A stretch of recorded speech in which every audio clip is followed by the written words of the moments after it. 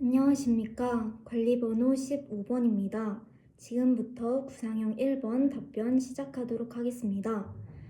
제가 생각하는 균형의 기조에 맞는 학생상은 종합적으로 성장할 수 있는 학생입니다. 어느 한쪽으로 치우치지 않고 다양한 의견들을 종합하여 편협한 시선을 갖지 않은 채 균형 있게 사고하는 학생입니다.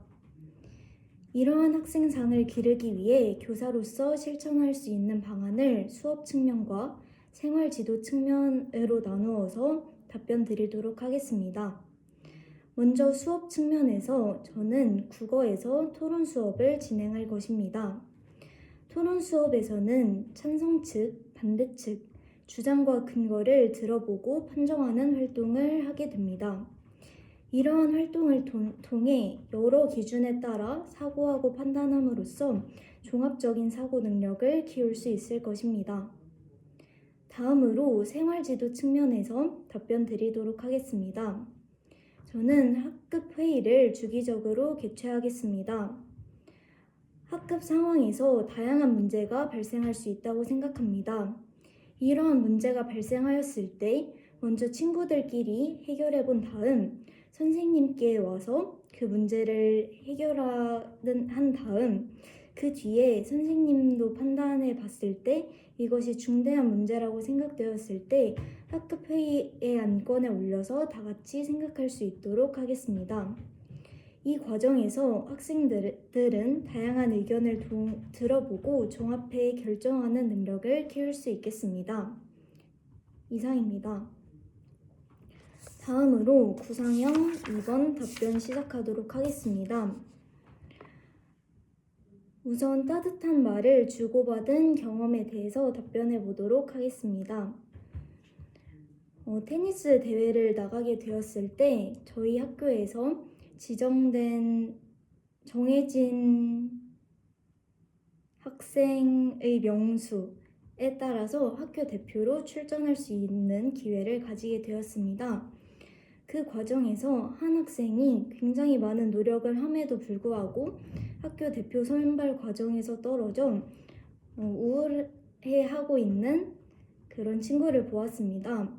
그 친구에게 여기서 이러지 말고 같이 산책을 나가자고 제안을 하였고, 그 산책을 하는 도중에 땡땡아, 너는 내가 본 사람 중에서 가장 노력을 많이 했고 그렇기에 굉장히 멋있는 사람이라는 말을 해주었습니다. 그 과정에서 학생은 처음에 보았던 우울한 표정이 풀리며 다시 해나갈 용기를 얻은 듯 보였습니다. 이러한 경험을 통해 저는 학생들의 마음을 읽어주며 도움을 제공하는 따뜻한 교사가 되고 싶다는 생각을 하였습니다. 이러한 교사관을 바탕으로 제가 담임이 되었을 때 학급 안에서 실천할 수 있는 활동 2가지를 제시하겠습니다. 우선 첫 번째, 종례 시간에 감사의 말 전하기 활동을 진행하겠습니다. 하루 동안 학생들에게 있었던 일을 바탕으로 감사할 수 있는 일, 또 다른 학생들을 칭찬할 수 있는 일을 생각해 보게 한 뒤 메모지에 적은 다음 그 학생들끼리 돌아가면서 발표를 하는 시간을 가지겠습니다. 이를 통해 학생들은 서로 따뜻한 말을 주고받으며 감성 역량을 키울 수 있을 것입니다. 두 번째, 학급 마니또 활동을 진행하겠습니다. 학급 마니또 활동을 통해 학생들은 서로에게 따뜻한 말을 전할 수 있게 되고 이를 통해 긍정적 학급 분위기를 형성해 나가겠습니다.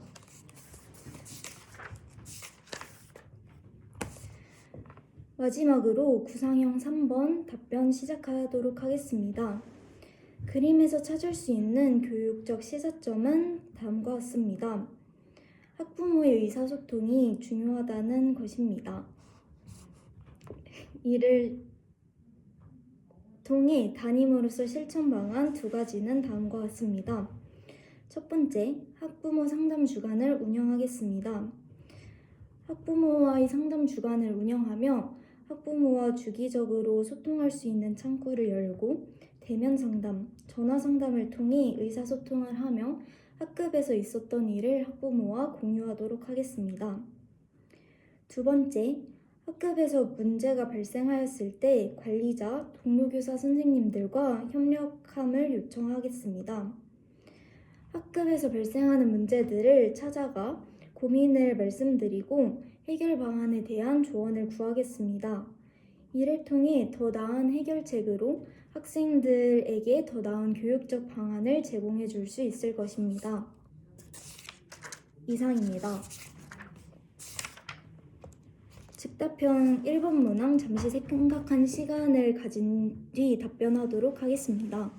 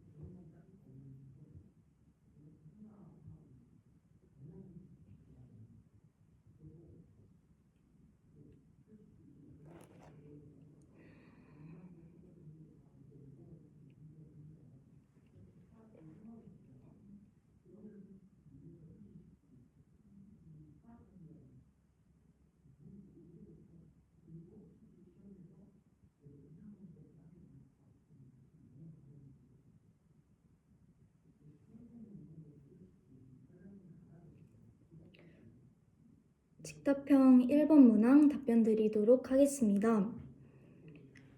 규민아, 영철이도 떠드는 문제는 선생님이 영철이에게 가서 따로 이야기를 해보도록 할게.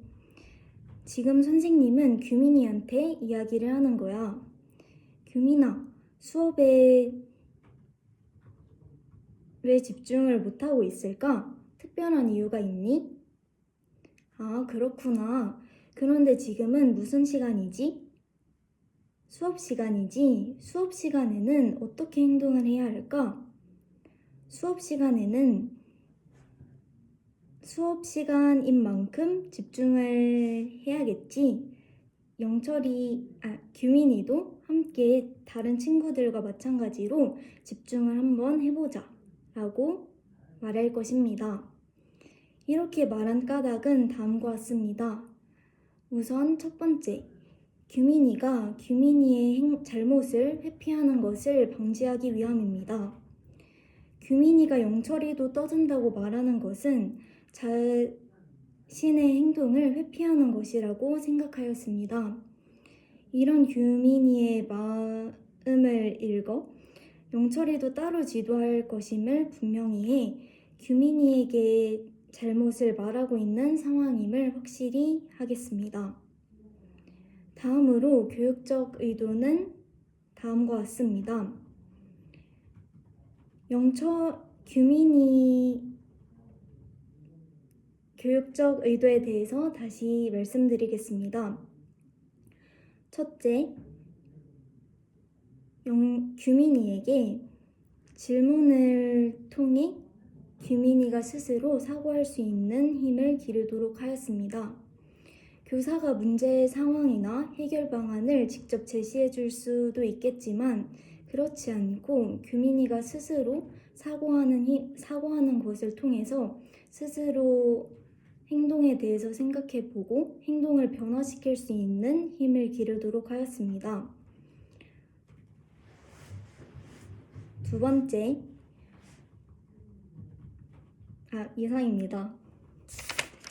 다음으로 즉답형 2번 잠시 생각할 시간을 가진 후 답변 드리도록 하겠습니다.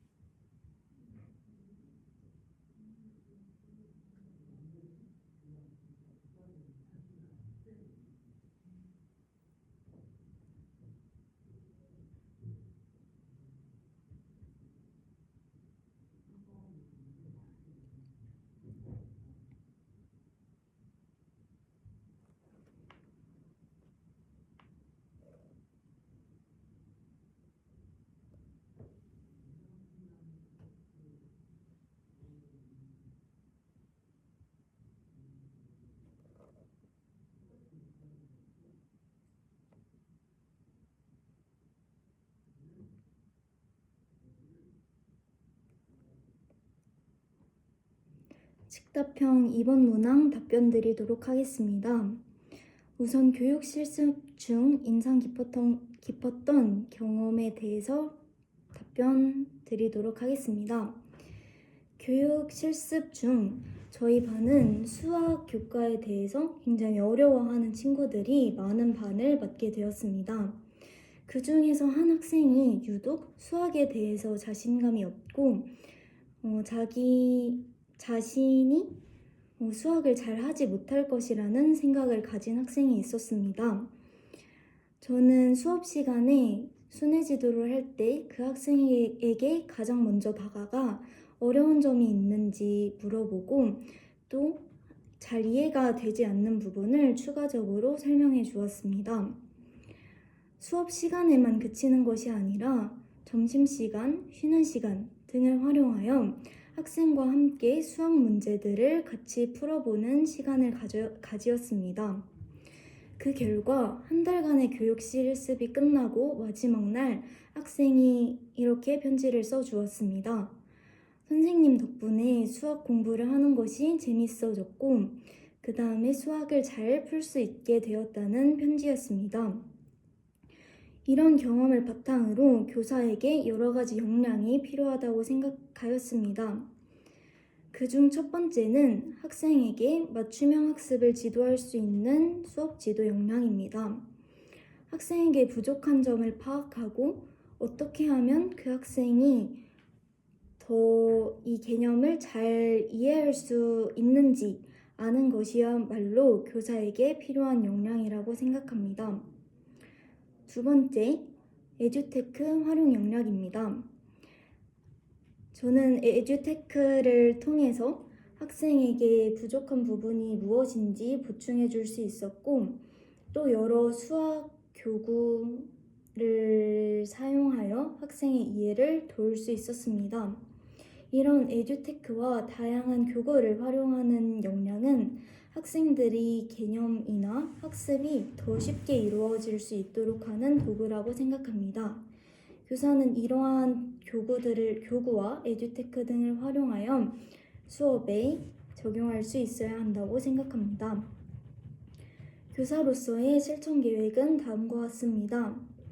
첫 번째, 동학년 모임에 참여할 것입니다.